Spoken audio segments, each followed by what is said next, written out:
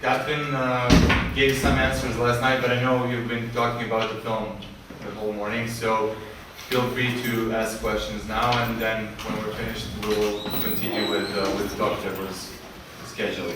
So, yeah, I know there's a lot of questions, so you can start. Don't be shy.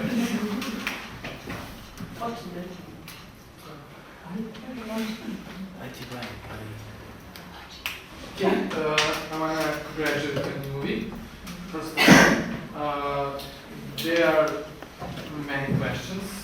First of all, I really liked your documentary style in all the movie for the camera, but I had a feeling that editing didn't follow that approach because it was too elliptic. You know what I mean. So can you tell me something about it?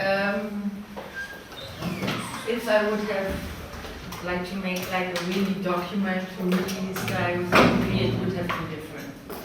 Because then also the camera work is not really well done, because you wouldn't use this kind of poetic pictures, I think, and you would just create on what the actors are doing, like last one did in Breaking the Bird, something like this. And of course you cannot shoot from different angles, because it's also not working with this perspective. The documentary style was just interested in a way of like reacting on what's happening now, but of course we repeated scenes, we used other camera angles.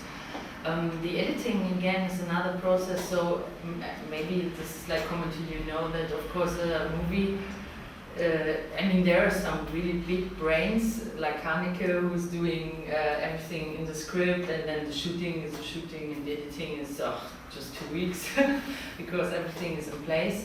But for me it's like the script is a point and the shooting is one and the editing is one too. And I think, and I feel also the reactions were that the editor reacted really well on the material of the DOP, and the DOP was really happy, and he said, this is like the best editing with my material, because you really use what I look like. There's like, he's going there and she uses this, she uses the views of the other characters, how they watch the main character. And it is very elliptic because it is written this way. And what is also interesting is that we didn't, like the beginning and the end are in place, but the rest of the movie we changed a lot of scenes, places of scenes, like we put one scene 6 scenes later and stuff like this, because we felt if it goes really straight like it was written, it was not working really well with the spectator, because we also had to uplift the spectator every time we put him down. So every time something cool happened, he would be like, this is too tough, you know, and we had to put poetic pictures every now and then, and we had to find an own rhythm in editing to just not lose the spectator and to create tension, and it was really like another process. And I felt I always choose not qua concept, but the best of what I have now, like the stuff I can do now, what works best. And for editing, it was the ideas I had before shooting, they don't matter anymore. The scenes don't matter, what I want, it doesn't matter, what I have now is important. And so the elliptic style was really well working, and this was a decision of the moment. Yeah, okay, but I really had I was really tense from beginning to the end, you know, and I really needed the moment to step down, you know, the tension to step down, and really needed it, you know, to cool things down, and I didn't have that moment. No, the tension should be up until the end. Yeah, but tension, in my opinion, is better when you have a moment when you cool down, and then you raise again, you know. That's it. That's not what we did. And I think it's like when you start to watch a movie, it's like it pulls you, and it's really important because you shouldn't be too critical by watching. Like every time you cool down, everything is going like back to comfort. This is not what we wanted, because it should put the spectator under pressure. And like the character is too, like it should be intense. Okay, I think you had a great cast with main character. I think Thank he you. was really. And he was a first time on screen actor. He studied acting, but it's like his first big role, and he was really brave, I feel, because it's not easy for a guy who wants to be sexy. He's kind of sexy. There are some photographers who did really good photos with him, and he has like clothes and he's very skinny, and he's like and he has this male-female thing, like he's something in between. So for a person like him to show this vulnerability and to be unsexy, to be kind of stupid sometimes, to allow yourself to do stuff which doesn't look good, it's quite hard. And we had some kind of famous actors for this role too in the casting, and they didn't manage to be like when they did kind of childish stuff, it really looked childish. They couldn't bring themselves back into this kind of state where it's just like uncomfortable to be childish and it's coming out of yourself. And he was really brave doing it. I felt he was the only one we could find for this range. Okay. But you get a lot of young actors, Mm-hmm. so you did a very good job. So can you tell me something more about the work with Yeah. the young How I worked with them? Work. Okay, so it's actually with Sunny, the girl, it's a combination of this, because like in the when I found, like actually it was like this, we had no money, so we had to cast in our town, Hamburg, and there are not so many young actors who are doing interesting stuff, and we were watching, and we had a really good caster, a youngster caster with really good contact with the young theater schools or like agencies.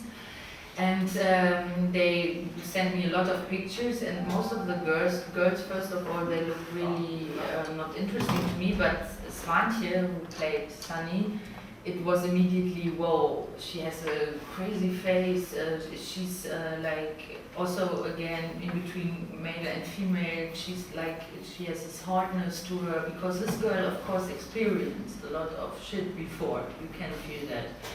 But she's tough, and she's intelligent, she's different from the rest of the family. So find a girl written with 14 years, like this was the age for her, who can act like this, it's really difficult. And so I found this girl, and then I asked her to act. It was a disaster. She looked great, and she was writing her own poems.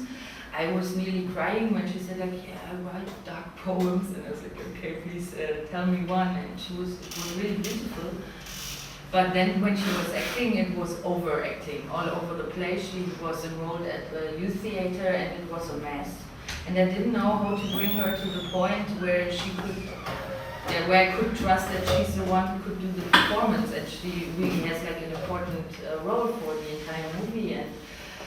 And so I casted her, and it didn't change, and I really tried a lot of ideas, like try to imagine to be this, I gave her really direct ideas, do this, do that, I tried to be very subtle, try to imagine, feel like blah blah blah, and all this didn't really work. And then I was like, I don't find anybody, and it was really problems with the budget to cast at another place, and I knew I have to find her now because it was also shortly before shooting.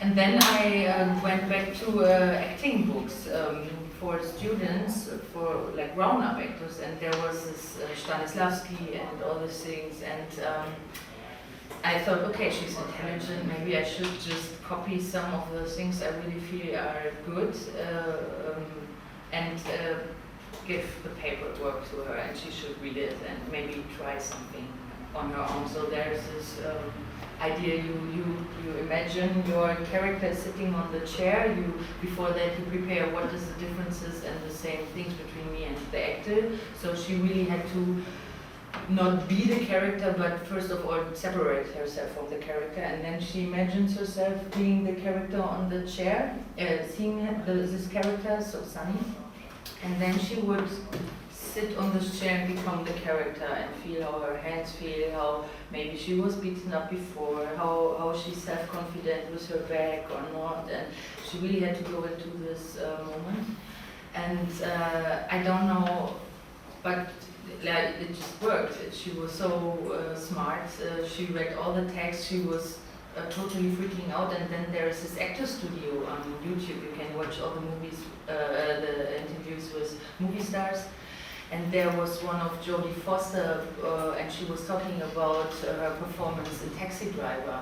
And I felt like it's like this young, interesting girl with her first big role, and maybe this also gives her extra energy. And she saw the interview and she was totally freaking out on it, and she wanted to be like her, and she wanted to be as good actress, and there was a fire burning, and she really wanted to do this job, and she got and then she was really like a good actress doing my casting job, and then she got another offer for like a big casting thing in Germany, big crime series, really well paid. And she was in the casting there. She did the same stuff. They were like, "Whoa, what is this girl?" Then she had to decide what to do. But I was lucky. She decided to, of course, do the smart character and not like any crime shit. And so yeah, this was the way I worked with her. I treated her like a smart actress. Talk with her about. So Jodie Jodie Foster had this.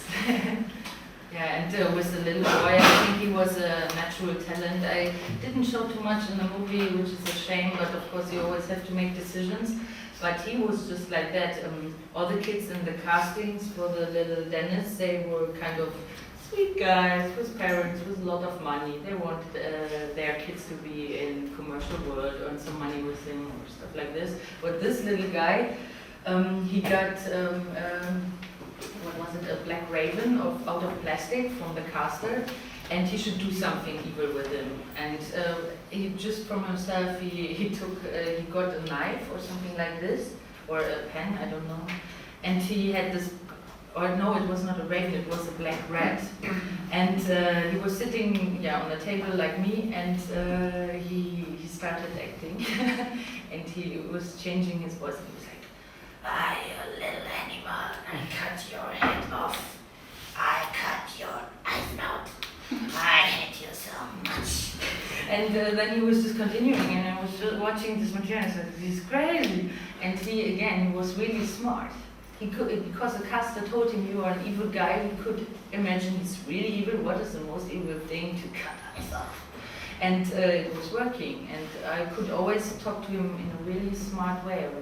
And I think this is like the most important thing. You can work really easy on set when you find the right actors and you know which tools you need to work with them. You should watch really precisely and choose wisely, because sometimes it's a big name. I also had for Benno, I had an actor with a really big name who was interested, but it would have been the wrong decision. And you really have to listen to your intuitions, and then on set, sometimes magic happens, I think.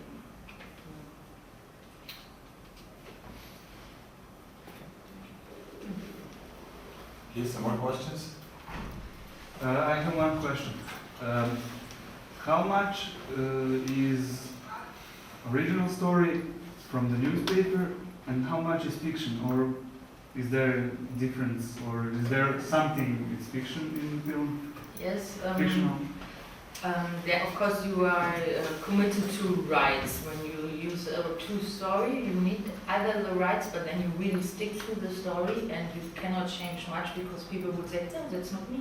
No, I don't see myself like a person who has sex with his daughter. No, I don't do this," and then you can do nothing, you know. So for us, it was no question. We wouldn't get the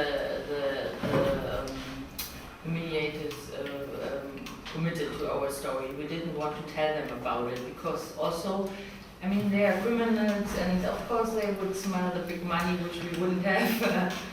They would ask money for rights, and they would make problems for sure.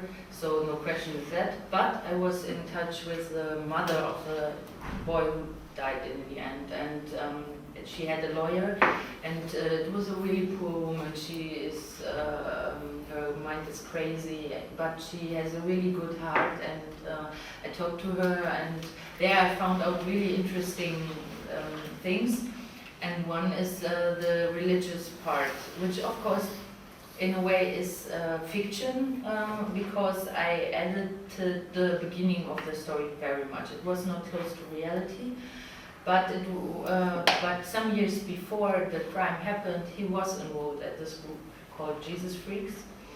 And this I just found out because I was talking to her, and it's kind of a secret, because otherwise I wouldn't have gotten the rights from the Jesus Freaks. Because they were like, okay, we're happy with the story, it's interesting, it's cool to have our name spread. But if I would have told it's like he really was part of the Jesus Freaks, maybe they wouldn't like to give their name again. So you always, it's stupid, but you have to play games when it comes to rights, I feel. So the most important thing is you have to change the names, the place where it happened, the year where it happened, and maybe also the constellation, so that a neighbor wouldn't, that's a rule. If the neighbor wouldn't say, this is my neighbor, then it's okay. So because like when the people come out of prison, the family, like the Benno, he's in prison right now. When he comes out, he has a right to be integrated back in society. So this was it. And there's one other really important thing in the development, because I felt really touched when I talked to this mother, and I felt maybe it's also a story about mother and son. And like the first year I was developing the first part of the story was mother and son, and how he became like he is and what happened to him. But then I found out it's 2 movies, and I had to, actually she was, and it was crazy, she was in contact with him when he was at this family. She tried to visit him, but she didn't manage with this Benno, and he also he put her under pressure. She even went to the police to tell them something weird is happening with my son, but they were not interested. But then again, it would become a social drama. So I moved away all this stuff, and I decided to bring it to a bigger level. And this was evil and bad elements, and on the other hand, a really glory, shiny main character with a lot of ideals, and I thought this is more interesting, so I used the religious base, and I used the Jesus Freak thing because I thought it's special, it's cool, it's young, and it's not like with the Catholic Church. You have problems when you use this, because of course you think of child abuse and all this stuff. I didn't want to have people think about it. So it was, and I feel it's interesting to have this as a basis, idealism, this crazy stuff. Like they really, the Jesus Freaks really, I went to a festival they make, and they, different, really much different from what I do during my day. They preach, they want to be good, they are really lonely, they are really hardliners in a way too, because this is what they have and they have not so much else. And I felt this fits Torah, and so I edited it, of course, and how they met. But then in fact everything what happened to the main character in this family is true, and I just had to change it. So like I know the kids pissed on him, they had to pull his dick, they did really cruel stuff with him because they told afterwards. Both the kids? Yeah, they had 3 in fact. And the parents forced them to torture him, but then again the beauty with the relationship with the girl would have been broken. And so I decided, no, it's different, and like something happened with his penis, and in the end they cut off parts of his ear, I think. And so I had to translate all this into like cutting off the penis. But yeah, but I still feel like the reality is much more full. One more question. Yeah. But in real life, did they keep them in prison, like prison, or he was free to go? No, he was wherever he wanted? that was a crazy thing. It was a guy. It was not a woman, not a child. It was a guy around 30, and he was free. But it was it's how do you say it? But you get into a bond relationship with the humiliators. It's really weird, but it's happening. It's like in a love relationship. You love the partner, but the partner is beating you. But still, some women can leave their beating partner. So it's strange what happens if you start a relationship. It gets stuck, and this is what happened to him. He never left. Thank you. Yesterday you referred to the dark side of the German history. The movie can be interpreted, I believe, as an allegory of the Holocaust. As I said, the normal people who are in certain circumstances capable of extreme violence towards people who are in summary addiction. So did you get any feedback from the Jewish community? What was their reaction? I had no special reaction from the Jewish community. I don't know. I feel actually there is not a special reaction anyhow. Like the Germans react this and like pro and contra, and the Americans do so and so. And I think it is a really personal movie in a way, because everybody finds kind of a link or an angst or something like this. But I don't think it's a movie about the Holocaust or the Jewish victims or anything. What I felt is happening is in Germany we always feel we have control now, and we are good people maybe because we are living in a democracy, and we integrate, like sometimes people even make fun about our politicians because we have invalid politicians, we have Asian looking politicians. We always try to be open-minded, which is not easy of course. But but when like a woman, there were some in a test screening around 40 or 50 years aged, they watched the movie and they said like, who is this Astrid woman? She's not like a real woman. A woman would never do that. And that was what I felt is interesting, because people wouldn't believe that ordinary people could commit a crime like this. It's crazy, but of course it's true. Like people, they are not born as murderers. They are not born as humiliators, something like this. And I feel this is more the core. So you didn't have in mind Holocaust when you were doing the movie, because No, it was not the reason why I did it or something like this, but of course I'm interested in the evilness of people, because it's interesting. Why, how, when does it start? Where's the point where a person decides to do something evil? What is the reason why this person does it? Is it because of, you can do something evil because you love somebody? And this is what Astrid in fact does. I wanted to show different aspects of violence and love in this movie, and so every character had another development. And actually how I work with this is maybe interesting for the people who write, also for the directing part. I always ask myself, what is the want of the character and what is the need of the character, and then you ask for the tragic factor of the character. I don't know if you know this kind of way of working. It's really helpful because you say, for example, Astrid, she needs Benno's love, but on the other hand, she wants to feel power. This is her real need. There's one time when she really wants to experience to be in power.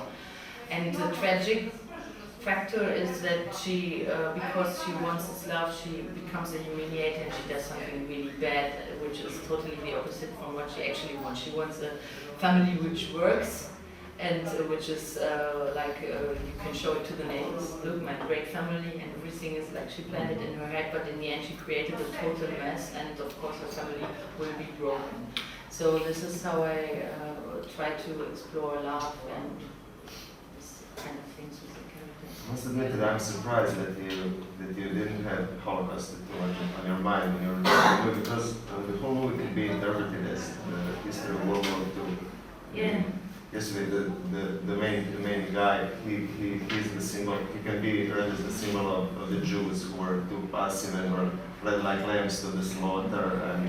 And on the other hand, Esther, she can be the symbol of the regular German people during World War II. Yes. She felt that something was wrong with Benno. Yeah. With the scene where he breaks his daughter. She thought that something was wrong, but she didn't react. Yeah. She just went along with him, Yeah. and in the end he joined him.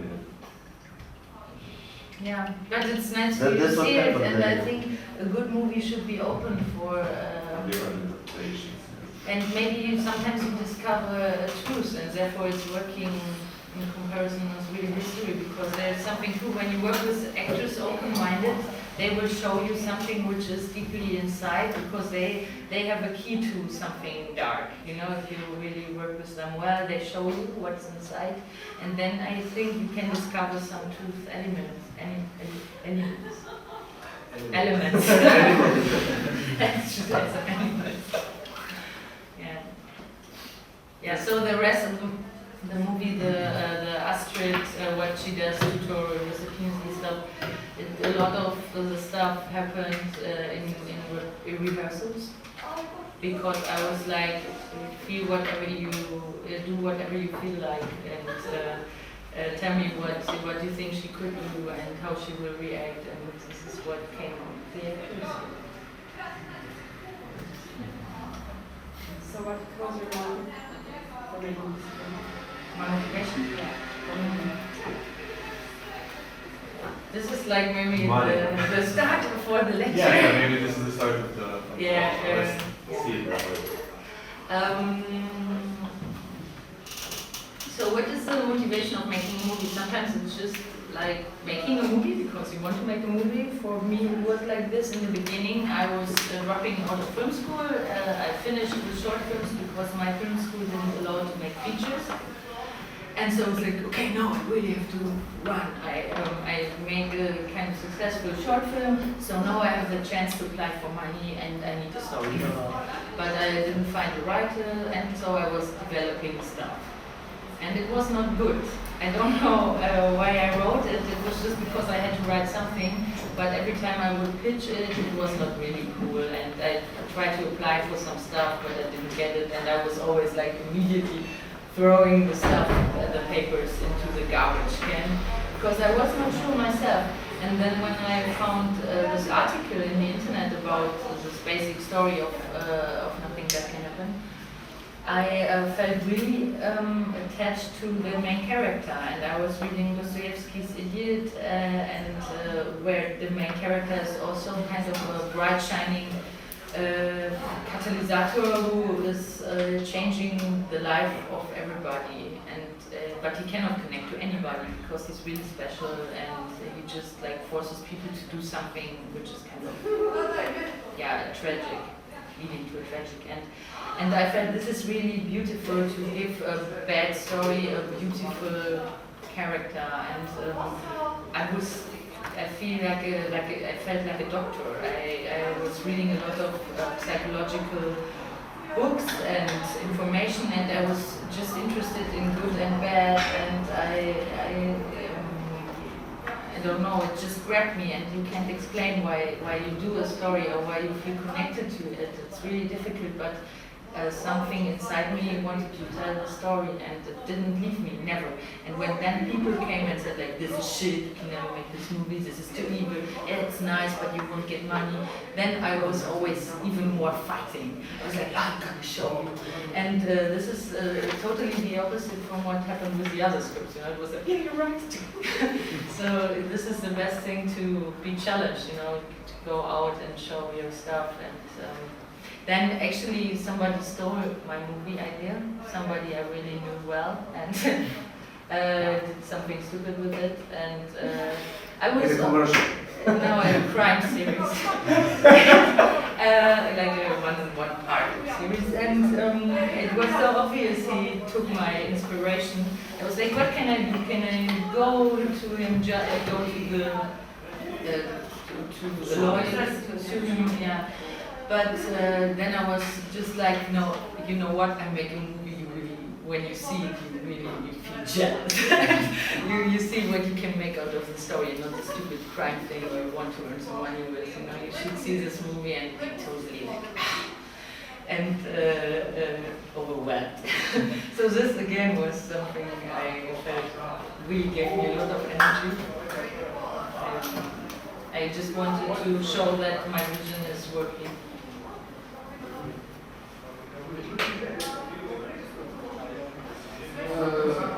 Is your movie having an open end? Because I had moments in the end when they drag his body in the truck. He turns out the radio. Sorry? He turns the radio for the music. But we all know the car stops when you turn the radio on. So did you leave that moment for the viewer to have an open end, or did you not? How do you mean the car stops? Не може да остана Не мога да Because the In one radio moment, drain the he starts the accumulator. radio, and the car won't stops. But on the end, you had a moment when Bruno starts the radio on. So did you have in your mind something that your viewer should have an open end, that after his hearing he couldn't go, you know? No, I was never thinking of this. But I feel when you run the car and you use the radio, you have no problem. It's just when you stop the car. I wasn't thinking of it. Значи не се возваш. Kako vi ovdje ovdje vozite? И знам да прави.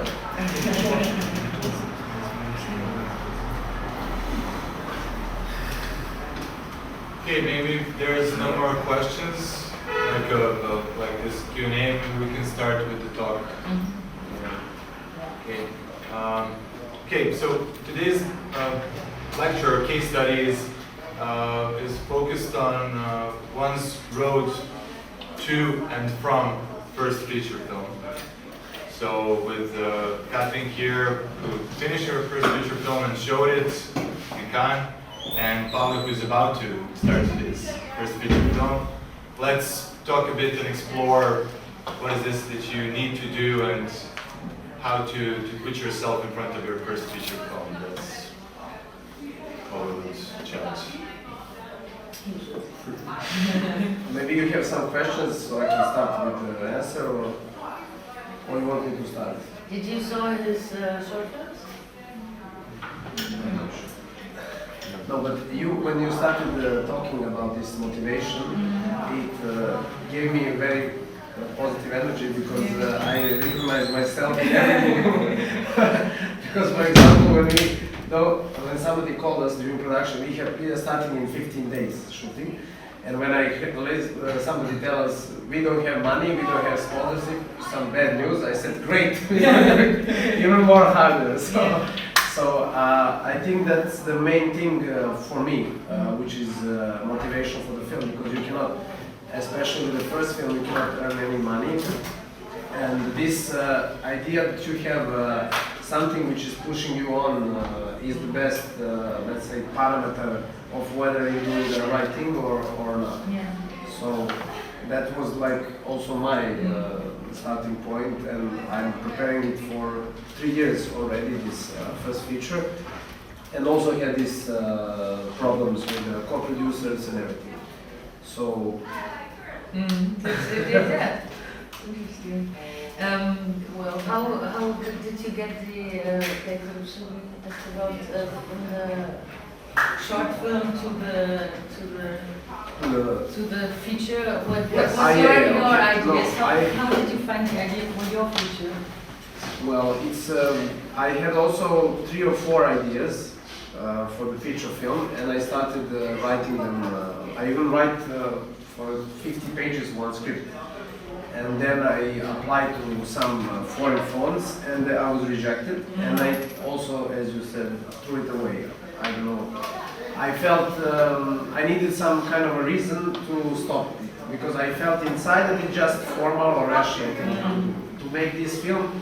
It shouldn't be, not should, but money is not the only rational motivation. You can have motivation to make something which is exceptional or very intelligent or something like that. And either way, it's rational. You shouldn't follow this thing. You should do something which is could be more stupid, but you know that you feel good when you're writing it and when you do it. So I think I had like 3 or 4 ideas in the start, and just this idea stayed. I didn't have any because I was very long on university, like 9 years. So I didn't. Even if I started for the last year, it was like 9 years. I had time to think about first feature. So my short films didn't have anything to do with my feature films.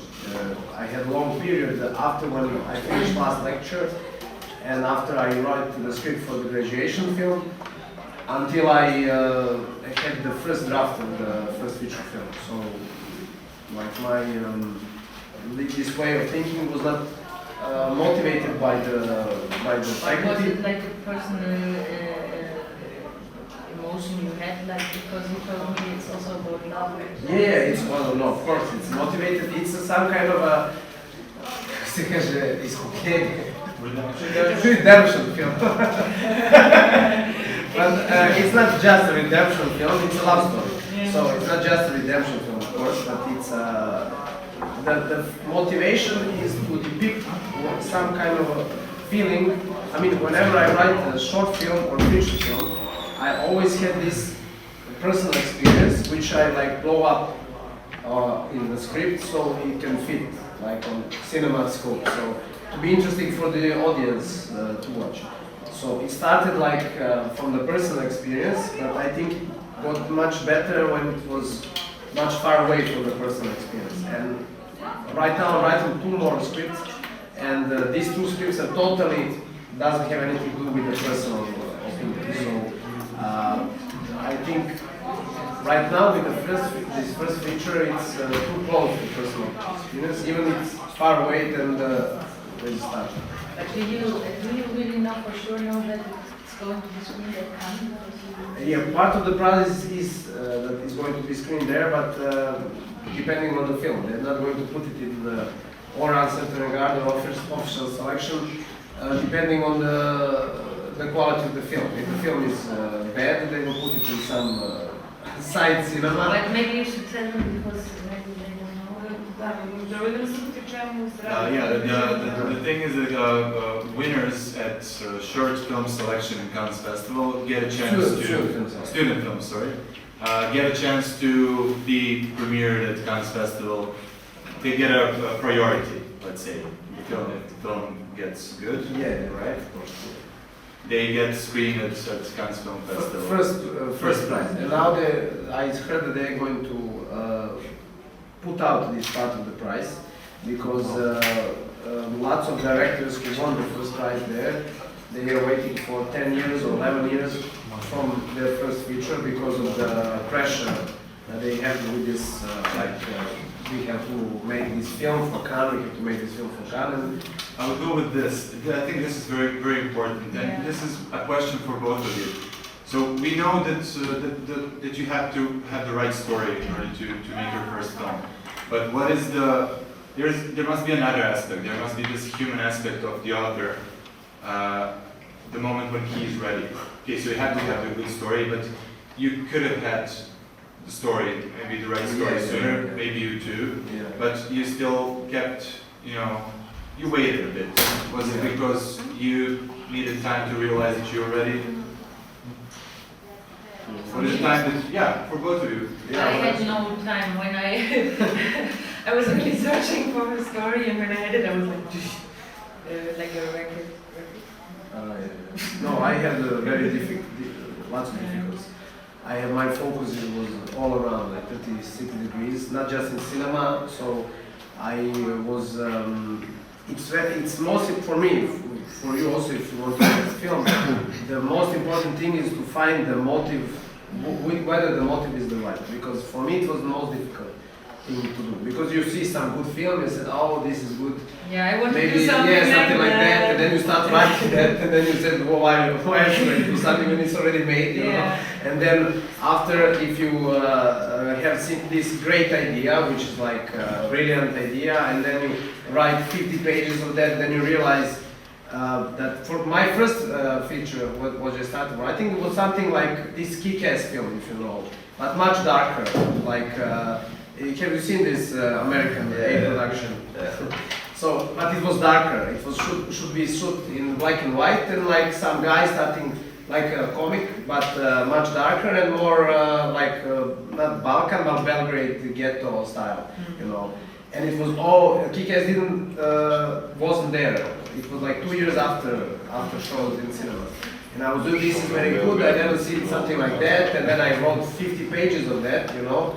And then I realized, why should I do this? I mean, it doesn't have any relationship with me, this character or nothing, you know. So It's always, actually, this is maybe the most important point, and we are also still at the beginning, but I feel it's a good advice to listen to yourself, because everybody tells you always like how you have to be, and I felt like it put a lot of pressure to me in film school. Like, if you do this kind of movies, you don't earn money. If you do this kind of movies, you will have success at Cannes. If you do this kind of movies, your career is over.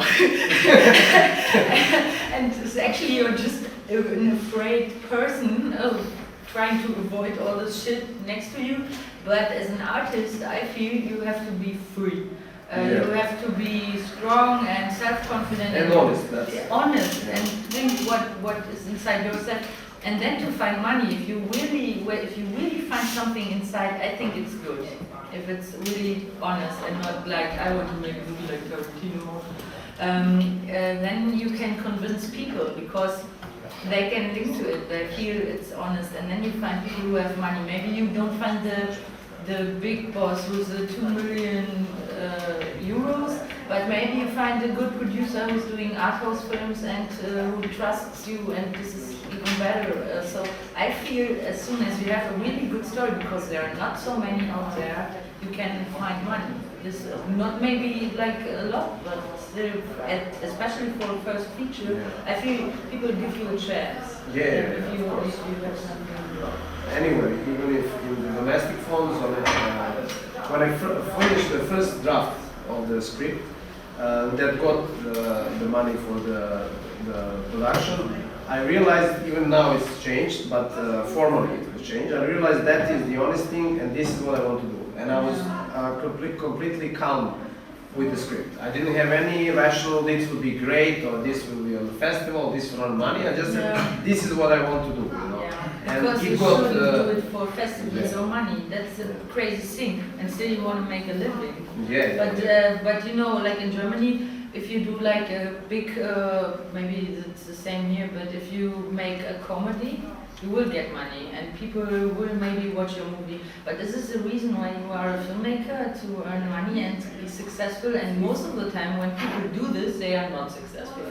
And they are not earning the money because they just steal and try to please everybody. This is like the worst you can do. Then you are not an artist, like, then you are just like a economic. Then you could do something like being a doctor or something, because you earn much more money, and you know, for sure you have clients. But as a filmmaker, for me at least, I decided to be an artist, and then you cannot, should not think all this stuff. Of course it's difficult. And also you shouldn't be afraid. That's the most. I think when you work, when you're rational, then you're afraid. You know, when you're not thinking about the consequences of the, just want to do that. That's the most important thing. For the. It's like with all the decisions while filmmaking, I feel this is like the most important. When you feel afraid, why? And if you feel really strong about something, why? You always have to ask yourself questions, because on set also, like, you will always, like, there will be something. Like, actors go crazy, producers lose locations, and when you want to fight for something, you really have to be sure of your intuition, and you should know what you want to see, because otherwise it's getting chaotic. And when you start with chaos in the beginning, it's unlikely you find a Especially straight with line cinema, later because on. cinema is trying to focus the chaos Yeah. with the camera. So Yeah, and all this team and stuff, you really have to brief everyone properly so that in bad moments everybody does the right decisions, and only the right people do the right decisions. So again, you really have to take care of everything. Also, choosing a producer, it's a hard thing, I fear. Like, I was in contact with one of the biggest production companies of Germany. I didn't choose to send them the script because I knew if they have the script, they're going to ruin it. And I took and then I found my producer. She was also a first timer. She had no record. I knew to get money would be really difficult, but I pitched her my story, and she was like, Katrin, this is amazing. We should do the story. And she already had ideas, and she knew people like Tori, she was really connected to it. And I felt she really wants to tell the story like I see it. And this was the most important thing, because then you start to argue about money, about stuff, about crew members, and you always have to be in line with the producer. Otherwise, it's all these nice nightmares you hear about. Like, working with a producer is a nightmare, or working with a TV channel is a nightmare. This is also like what I had in mind. But then I found a really good TV channel, a really good person who's really brave, and I know not much money there, but it's a brave person, and it's like, I felt it's like always making. yeah, I also have a first-time producer. Yeah. I started my production company, and she started working with me, and now she's the producer, and we are sharing the company now. Company. Yeah, nice. So, but I also have no problem with her. I think it's also, I had problem with bigger producers, and I had problem with German co-producers and French co-producers, which had different, they have a CV behind them, and they try to change the script, and they didn't realize which is going to be commercial film or art house film, because from the script you cannot tell, right? It's the art house or the commercial film. And then they when I showed them this mood video that I made for the film, they said first it's too commercial, then at the end of the conversation they said it's too art house. So I think the most important thing is to find a brave person and the young person. I mean the same age, not to be young. If you have 16, to find a 20 years old producer, but to find somebody who is on the same level with you, because that was my experience. Because you are also afraid when you have like a producer who did like 30 Hollywood movies. How can you, as a young director, be so sure about everything? Because I wanted to be honest with my producer. Sometimes I was just calling out, shit, I don't know what to do. This is a mess. Or like at night with the actor, like, this is going crazy, we have to do something about this. And with a producer, with a big time producer, you could be afraid that he fires you. Like, he gets the rights, he takes another director. This, like, I didn't want to have this in mind. It took me, like, to finishing it, in total, it took me 3.5 years, which I feel is quite okay. Very good. I was writing, like, I only wanted to show people stuff which I was sure of, so you have different stages of application for every fund you could get. So first one was with an expose or treatment, I think, to get script funding. Then I received the script funding. Then I wrote 1 year, I wrote the script. Then I applied for development of production. We didn't get any money, which was shit, because then everybody told us, no, you need a TV channel, we trusted you, you got the script money, but now show us you get really much money to produce it and make it happen, not only like art house funds.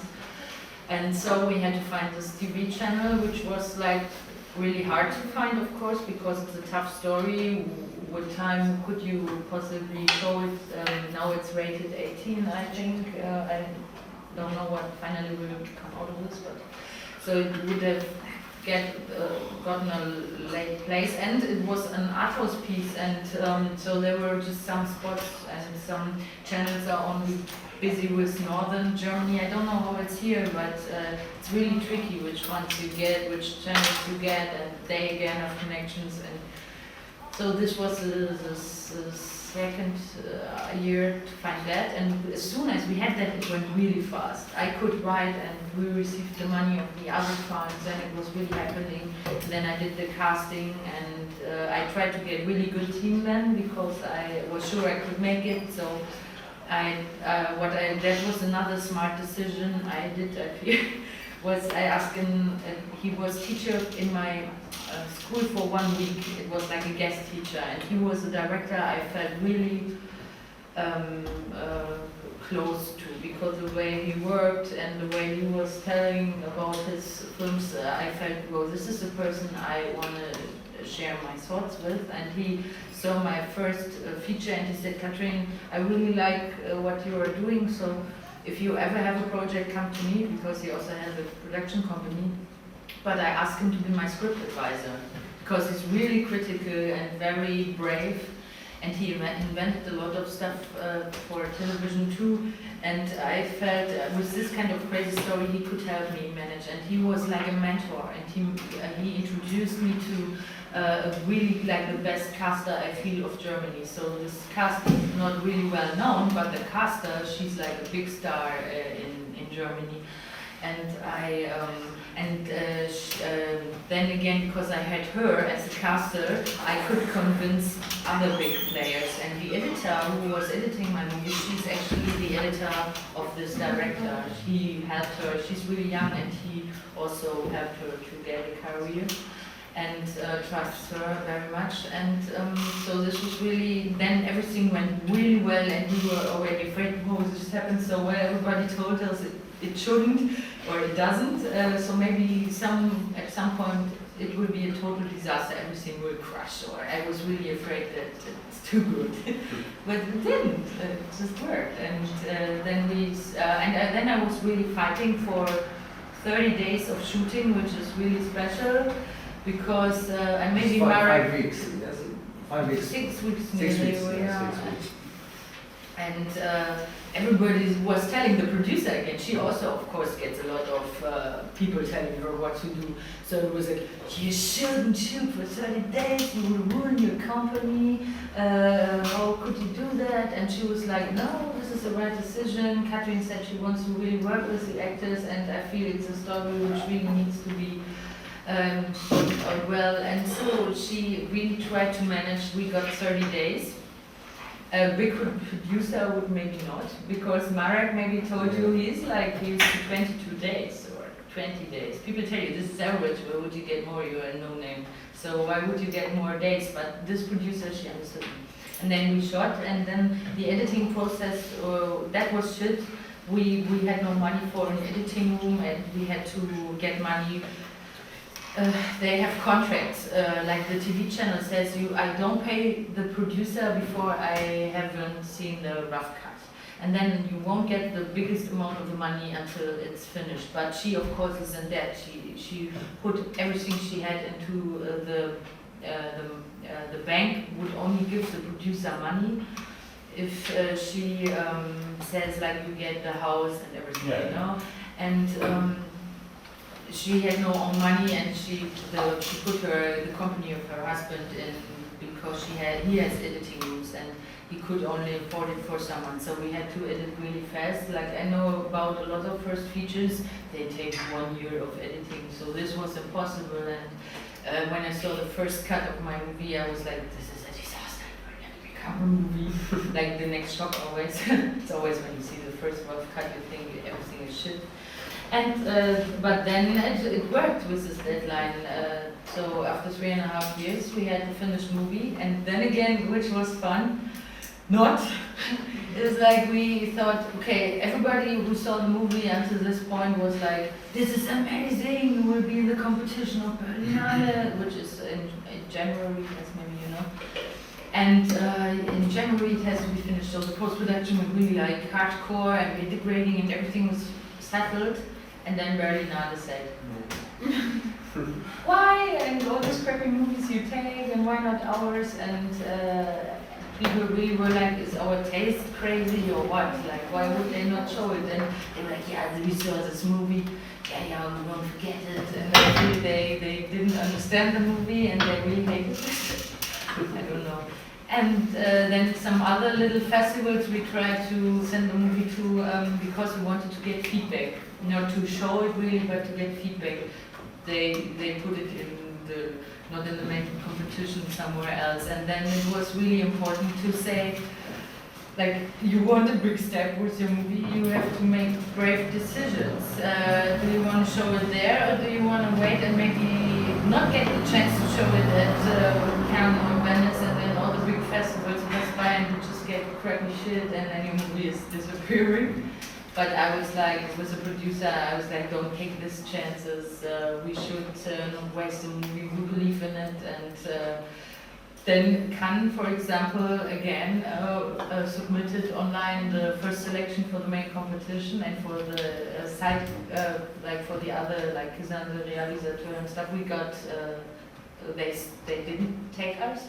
So I was like, shit, they didn't take us, fuck. And everybody before was telling us like, yeah, we heard about your movie, we got calls from friends, yeah, it's great, here, send us a screener, maybe, like we are world sales, we are interested.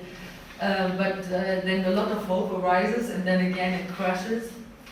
But we were still on the short list and they had some free places and then we found world sales while we submitted to Cannes. Because Hengame from Celluloid Dreams, she saw it at the screenings because other people told her, you should watch this movie, and then she really pushed. And then again, it's like you meet these people.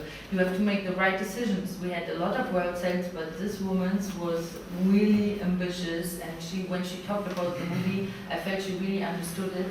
And then she did, like, she's the main player, but she really took all her energy to push this movie into Cannes. She talked to other people, no, be brave, because they were afraid. There was this movie called Michael before. It was from Austria. It was about a child abuser. And this German language movies have a really bad stand in Cannes. And they were afraid that it's another disaster with our movie. And she really pushed and convinced the people, and there were 15 movies on the shortlist, I guess, and they had 3 more places. And so we went into Cannes finally, and then you always feel like thinking backwards, everything was right, of course. Like Berlinale didn't take us for a reason, and then everything is good. But I tell you, there are moments where you lose all your hope and where you're like, fuck, my movie maybe they end up. Then you get insecure, like, is my movie shit? Is my taste shit? Is everything for nothing? Because I told other people, you don't get paid now, but maybe later on we get good festivals, you will build up guitars, then you can give nothing to everybody, you feel guilty, because everybody trusted you. And then again, we were honored so much, and so it's crazy what happens in a movie production. And so the premiere was 4 years after The starting of the starting. What about acting rehearsals? We had 1 week. With all of them? Yeah, because you sometimes, of course, you can pay your actors, but if they are enrolled in other projects and they don't get paid for rehearsals, and they came from other cities part-wise, they all actors. It was difficult to get rehearsals, but I really wanted it, and Because I like the acting, so yeah. I thought how long, but 1 week, all day with Before different. shooting, yeah, with all of them.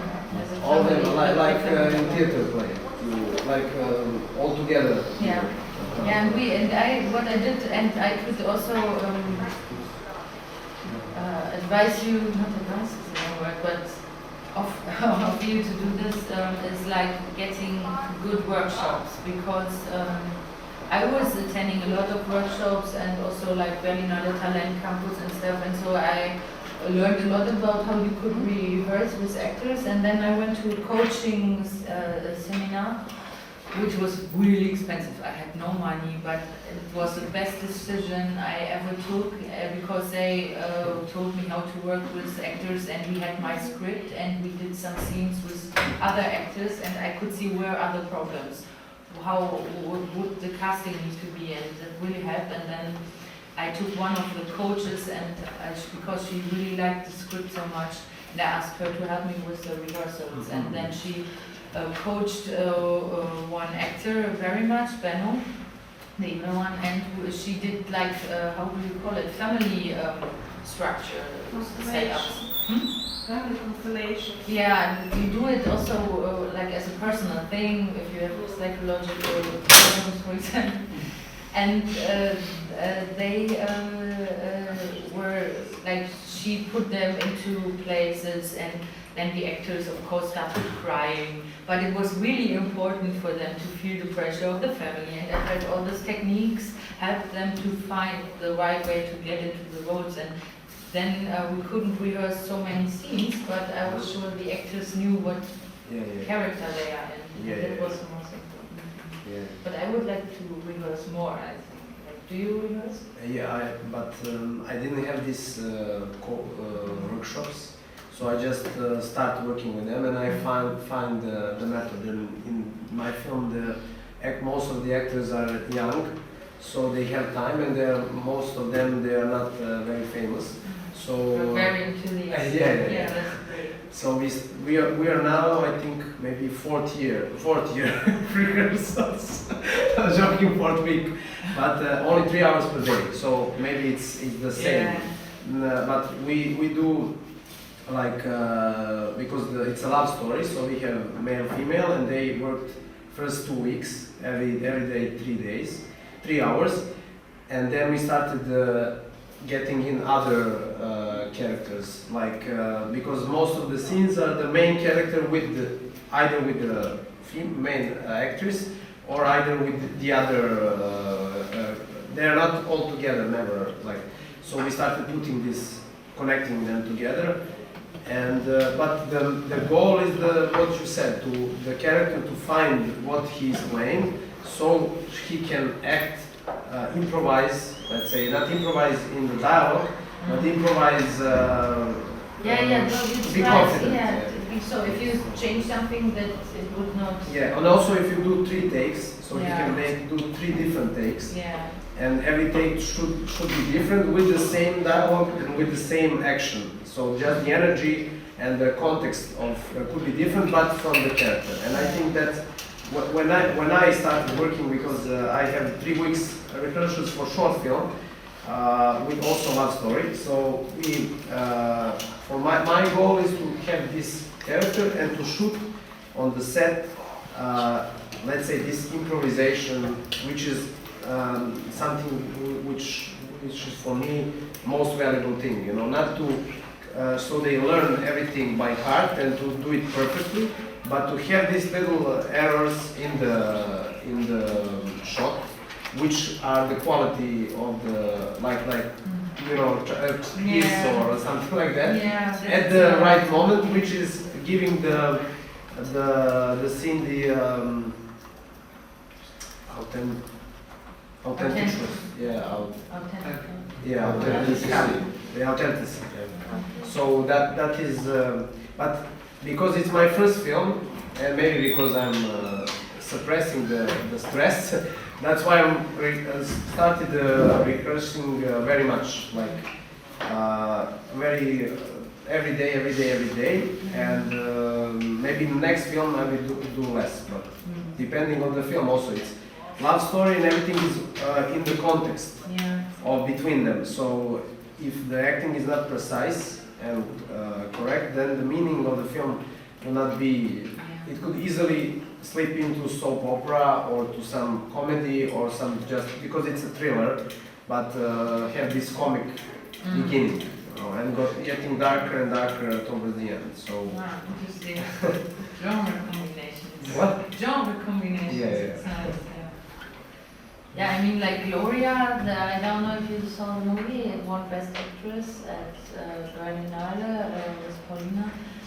I talked to the actress and she told me they rehearsed every scene before because it was like old people and sex and stuff. It was really important for them and they had, I think, 6 months of rehearsals. It's crazy. Yeah. Also Mike Lee, I think 6 months or something like that. But we also... Takes 2 years. Yeah, but we do also every scene. Just because, for example, in one scene with the female character, the main character learns something, some gesture or some attitude that he expressed with a different character in the next scene. So from the beginning to the end, we build up like child is rising. You know, you build some levels with this rehearsal. So at the end, you have a complete character which you build with different situations. As for example, if we do this scene, we are talking, and then I do something, and then the director said, "No, don't do that." So he learned that, and in the next scene with the for example, professor scene or any other scene, he want to do it but doesn't do it, you know, because he knows that this character would do that. All suppress this, so do something totally different. So it's really fine work. yeah. It's a cool scene. And I enjoy it, Yeah, especially it's fun. there is lots of sex scene in the film, so I Ah. enjoy working acting rehearsals.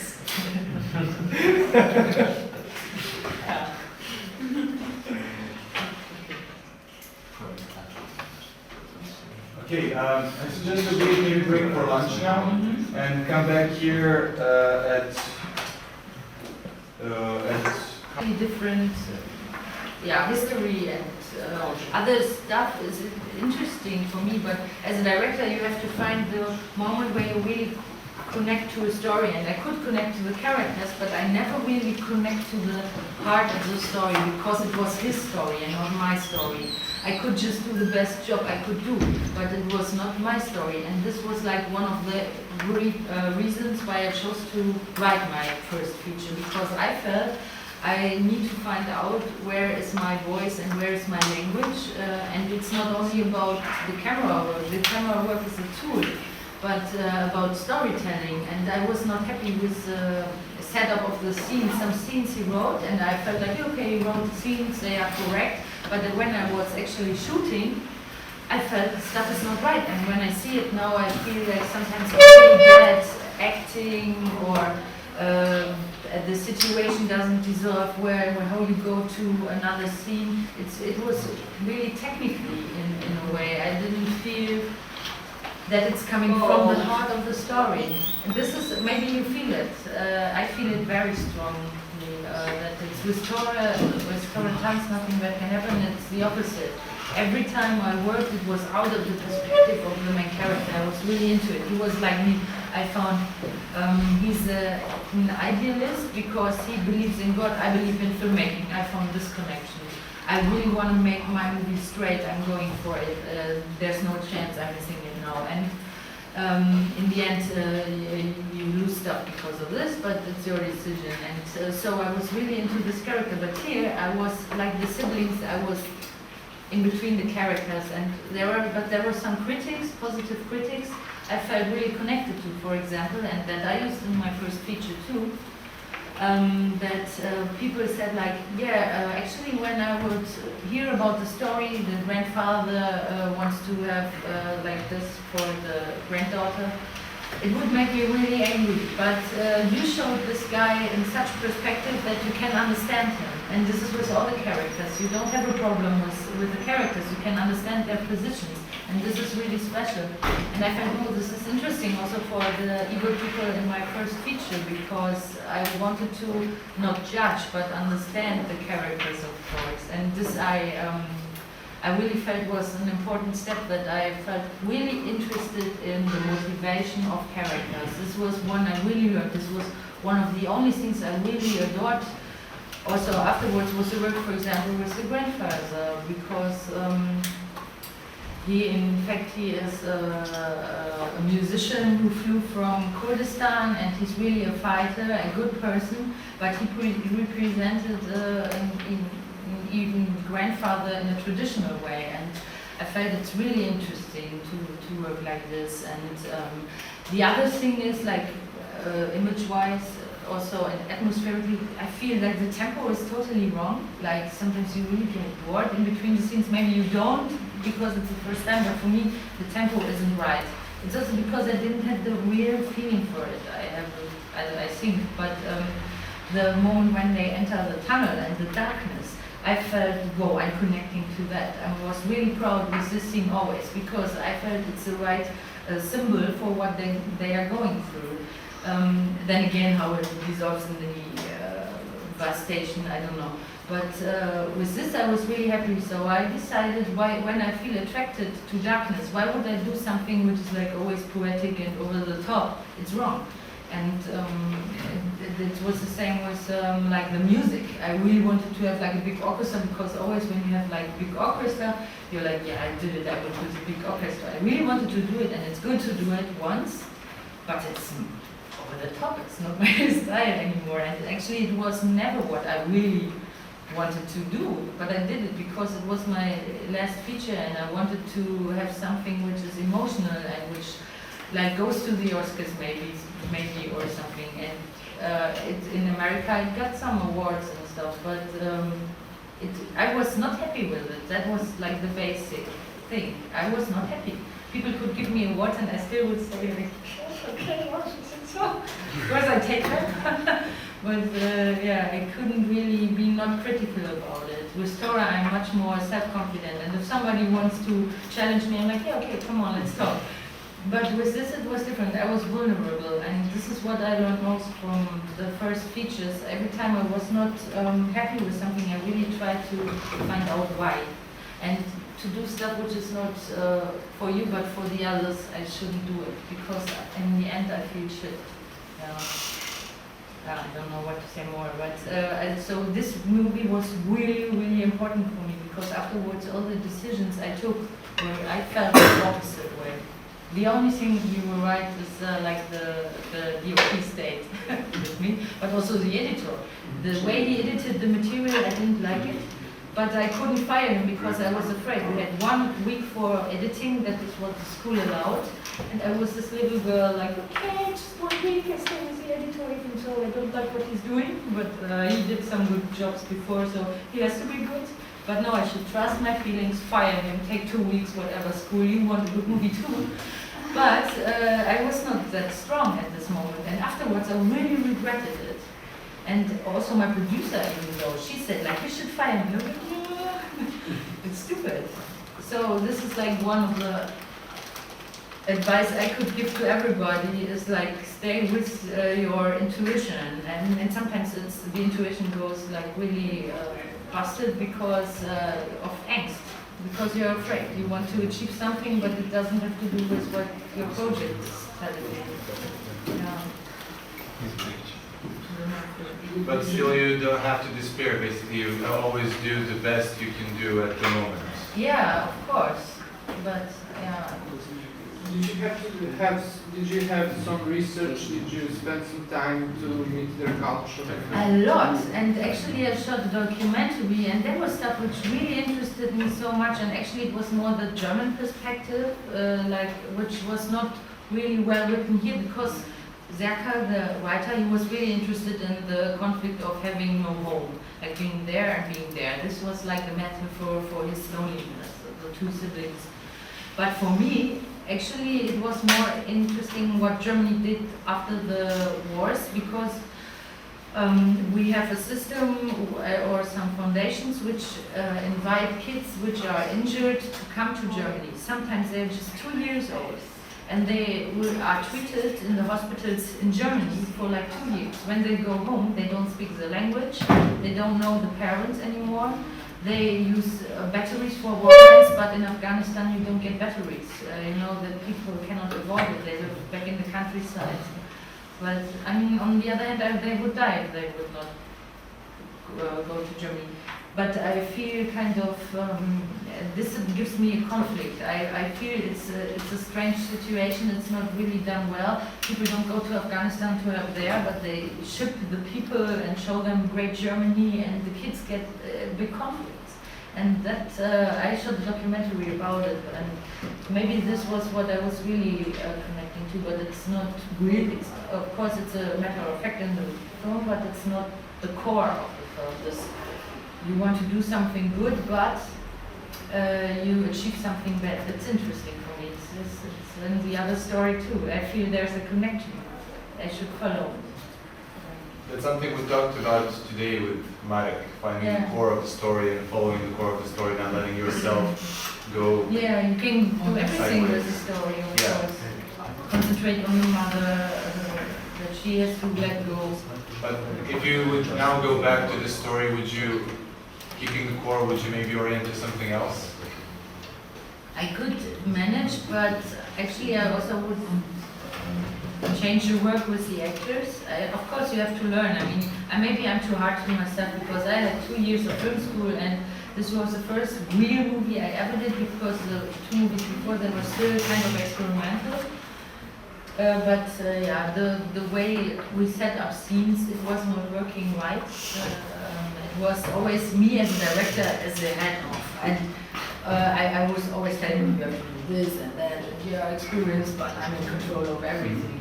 And now I learn to let go, to give them the input, but then let go, give them a direction, but see what's happening. Maybe it's much better than what's inside the script. And with my own script, I trust. I know what I want to tell in the scenes. I know why I wrote the scenes, why they came into my mind. But with the writer, I didn't know. He wrote the scenes, and I wasn't sure. Similarity, actually, when you look at this topic and the film we watched yesterday, because those films actually is always question in some way where I belong. Yeah. So you can find that question in this movie and in nothing that can happen too. Yeah. He's looking where he belongs. Yeah, and also the need for family and Yes. so yeah, I think it's a good thing, but I didn't explore it properly. Yeah, maybe. Yeah. I was trusting that what he would write would work, but script is a script and shooting is something else. I feel with the actors, they have own stories, own histories, and like for example, the little girl, she grew up with her grandparents, not with her parents, so she has this loss. But I never worked with it. I don't know why. Like in the preparation, why? Stupid. It would be like an honest, perfect performance, I'm sure, but I didn't listen to the good stuff. It was too much. I was afraid I lose control, so I. Yeah, actually, you need that film to make progress. Yeah, yeah. But therefore, it's really good to do short films. Actually, for me, it was always a preparation, and also like there's too much story for a short film. Too many stuff going on. It's great when you make just like one mistake. It's Yeah. like, ooh, great. Yeah. But like your short films are really different, and I think that he has a cooler short films, and therefore he went to that. But for me, it was important to Cooler do because this. on snow. Yeah, because of the snow. Yeah. No, but because they are short films, you know, it's like it's totally enough for short film and you explore them. Yeah. But I was telling big stories and little. But I have the same problem with this film minus. Whenever I watch it in the cinema, one special part of the film, I get ashamed and I'm like sweating, you know, I want to get out. And I know exactly what should I do what part to cut out. What was it that disturbed you? What? What disturbed your? No, it was just, I don't know what. Maybe I didn't have enough experience and I was over with the influence of the.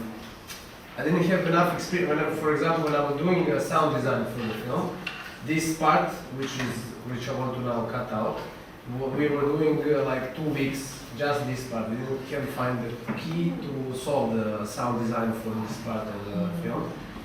And then we do something like some bass put it under, you know, to get the tension down. Like, so at the end, whenever, if you, my experience now is, I didn't know that at the moment. Whenever you don't know what to do with the scene, you just have to cut it out. Yeah. Because I was like 2 weeks thinking this is not working. It's not, doesn't have Yeah, I know. enough levels and everything. And then I realized I just if I should have cut it out. Nobody would listen. Yeah, nobody would miss it, and also it was because in the script I thought that it is good, and it was self-related, this part of the script, and self-critic, this part, which is nobody understood it. But you. But me, and also it was not done until the end. Yeah. So that's my. Yeah, it's always like this is really one good advice because with script writing I have it now. When something just doesn't work, delete it, and it works really well. Yeah. It's like a one really cool tool. Just delete stuff, delete dialogue, and Yeah, everything. Also, my advice is when you read the script, whenever you feel that, especially for the directors, whenever you feel that it's getting boring Yeah. or stupid, it's going to be stupid. yeah, it's going to be there. For example, Kusturica has this expression: whatever you put on the screen, it's 8 times worse than the script, or 8 times better than the script. when you make if it's bad in the script, it will be 8 times worse when you put it on the screen. So. Yeah. It's not because of that. I cut from my new script now. I cut some parts of the script because I didn't have money to finish the film. So I just was reading with the intention to cut something out.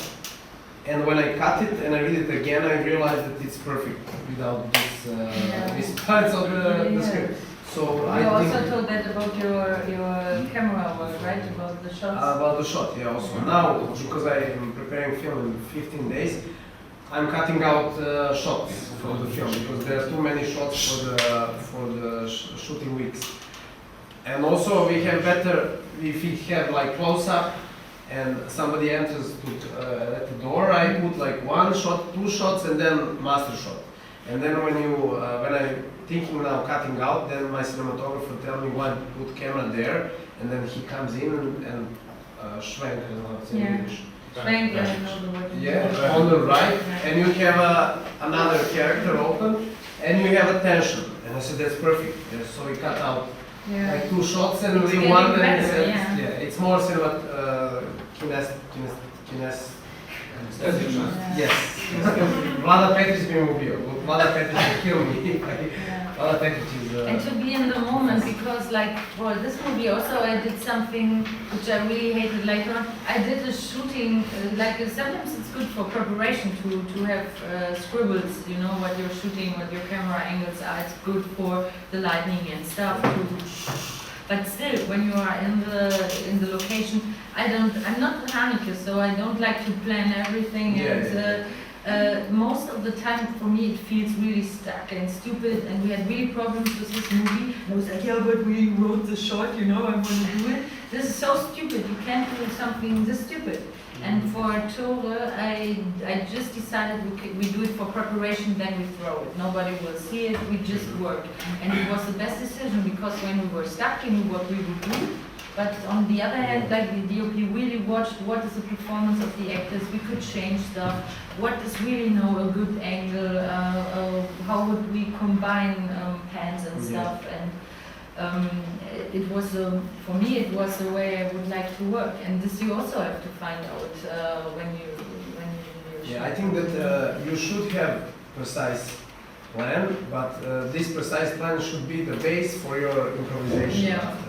If you don't have a good script, somebody told me once not to finish the script, but to leave it unfinished, so I can finish it with the actors or with I don't know, in working progress. I think it's not good because these let's say errors in the script or unfinished places in the script which you don't finish at the moment, if you don't solve them it's much harder to solve them on the set when you have like time limit, actors limit, everything else. So it's better to have something which is for sure good, and then put something on, then put in the holes to cover the holes of the script in the shooting. So I think it's good to have like very precise way of what you want to shoot. It doesn't mean that you have to have stationary shots or something like this to this or this to back, but to know what kind of a rhythm you want in the film and what we want to shoot, and then when you have the glass on the table, then you can improvise and say, oh no, I don't want to do it like this, I want to do it from there. But that's what I realized from short films, because my last short films was over planned. This also. We have every lens for every shot, for every angle, and then now it was only that at the end, only form, not any, because we were so obsessed to fulfill this what we planned at the beginning, and I think it's also not good. But if we improvise from that point, then you could get something which is worth filming. For me, something which is worth filming is not just the thing that you planned, but the thing that happened in front of the camera. It could be like something passing in the background, or some inspiration of the actor, or some sun, like in your film when they're baptizing him, then the clouds. That was an accident. It is anti-religious part of the film because it goes darker after his. Great, So- I love it. So that thing, it's for me unexpected things is worth shooting, because other things, whatever you can plan, it's not that valuable, unless it's not that like animation that you are fascinated with the technique or something which is done, not. Okay, I would like to wrap this up by asking one final question for Katrin. Of course, later on we can ask a couple more questions.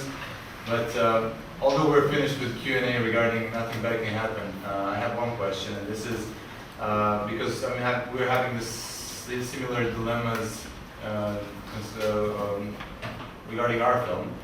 The ending of Nothing Bad Can Happen, two of the kids walking away free. Was this something that you were always certain of? Or was this also a dilemma for you, how to end the film? Because this is the point where you give hope and open the film at the end. I knew for sure that he would die. That was really important, because people don't laugh, tend to ask, why would he die? Please let him live. And I was like, the entire story doesn't make sense if he's not dying. What kind of story do I have? It's nothing. Of course he has to die. And actually I have really much the feeling that when you watch the movie, secretly everybody knows that he will die, but you don't want to see it. And but to just fulfill this is also too easy, and I wanted to give hope, because he really believes in doing something good. But it was really tricky, because it's cheesy too, and you really have to be careful with this kind of elements. Maybe for some people it's not strong enough, actually. They don't see it. I don't know why, but they don't see it. I mean, the kids go into the rising sun, like for me, it can't be clearer as reading the pictures wise. But some people are just so overwhelmed by the brutality before that they don't see a happy ending there. Of course, you could criticize, like, okay, what's happening to these kids? They go to a place where they're just kids without parents. Is there a shiny future? Maybe not, but maybe there is. So for me, it was interesting to have an open ending, and especially, and this was kind of tricky, to not judge and to not say it's like really a wonder, or it's really worth doing it. They are happy when they go away. No, it's not. Everything is uncertain. And some critics actually who really tore the movie apart, they said the worst thing about the movie is that it doesn't make a stand in the end. That it doesn't say it's good or bad, or that I'm with the humiliators, or that I'm like a holy believer or something. And the really hardcore lovers of the movie, really there are some fans. They say it's the best thing about the movie, that it doesn't make a stand, So actually I felt this is interesting, and this was one idea which I got talking to producers and stuff because they always have the same question with the end. Should we do it like this? It's really not a happy ending. And of course, So I like it, I consider it a happy ending, that's why I'm asking. Yeah. Because somebody else would maybe cut this off at the end, to leave Yeah. it totally dark at the end, Yeah. with him dying without any hope. Yeah. Actually, there was another ending I was considering, and there I made it forward because, like I could tell you, we are in the stress of shooting. We just have one last day for the entire scenes on the highway when they bring him and put him into the water, the final thing. And it was a lot of work to shoot with cars. Always takes so much work. You should do nothing else on these days. And I made another fault. The most important thing, of course, is the ending. But, and I wanted to have the ending with the ending. I felt it's nice. But first I shot the highway. And it was unnecessary time waste because let's make another angle, let's put the camera here, let's do another from there. The time was running out. The light went away and we had to shoot the ending of the movie. And there again, I missed a chance with the actors because it's like the ending. We could try stuff, give them a calm feeling that we are not under pressure. Just like discover the end. I mean, we talked about it a lot, but at this special place, let's do it. I mean, it was really disgusting, the water and everything. Julius was ready to jump into the water. Sasha really was in his role. But then it was too much about angles and how we could finish the story. And yeah, in the end, the performance of Benno is not as strong as I wanted it to be. And for Benno, there was another chance as an ending, namely to say that he, in a way, he's not like only the evil person who discovers the evilness and stays really evil in the end, but who is kind of broken because what he expected, that Tore will die and he's a victim and that he's stronger than Tore, that actually in the heart he wished Tore to convince him with something good, but he didn't, and so also Benno lost all his hope in a way. I felt that's really poetic and really nice for an actor to play if it's not too big, but I didn't do it, and afterwards I was like, shit, I didn't do it. And what we did was like, it's not in the film, a crazy camera work. Was like, he was like in the beginning, Tore does this with his arms, and Benno should do this, and the actor was always like, doesn't feel right. But I was like, yeah, just do it, we can cut it off, and the camera would chop to the other side, and we would have the cross wrong-wise, you know? It was an idea, but it was not working for the movie. So I wasted my time with that. Shit. Yeah. But yeah, whatever, now this became the ending.